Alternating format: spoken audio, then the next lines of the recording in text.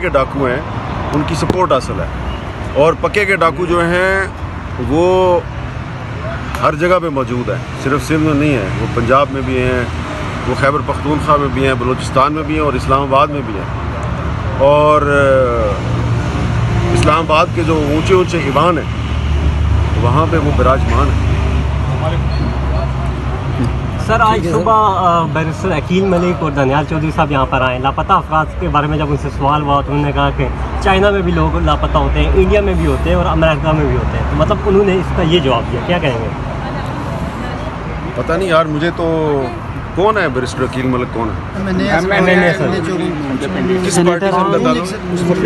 نون league کے جی پنڈی سے جو نون لیگ کے قائد ہیں نواز شریف صاحب، وہ تو مجھے یاد ہے کہ لاپتہ افراد کے معاملے پہ ان کا بڑا موقف ہمارے موقف سے ملتا جلتا ہے، اور مریم نواز شریف صاحبہ جو ہیں وہ عمران خان کے دور میں جب بلوچستان سے لاپتہ افراد کی فیملیز یہاں پہ آئی تھیں، انہوں نے ڈی چوک میں دھرنا دیا تھا، تو مریم نواز صاحبہ میرے ساتھ گئی تھی وہاں پہ، اور انہوں نے بھی ان کے ساتھ بیٹھ کے دھرنا دیا تھا۔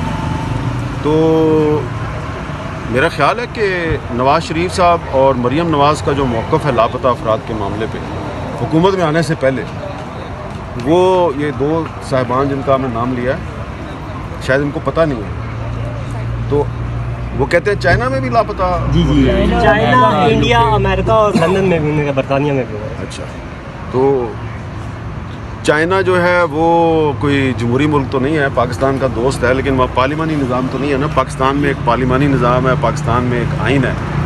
تو ابھی یہ جو اسلام آباد ہائی کورٹ میں جو ہو رہا ہے، حکومت کس کی ہے پاکستان میں؟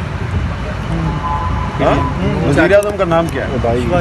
شہباز شریف نے جس بندے کو اٹارنی جنرل لگایا ہے، اس نے کیوں نہیں کہا ابھی جج کے سامنے کہ جی لاپتہ افراد تو چائنا میں بھی ہوتے ہیں، انڈیا میں بھی ہوتے ہیں، تو یہ آپ کیا کس قسم کے آرڈر دے؟ یہ بات تو نہیں کی اس نے۔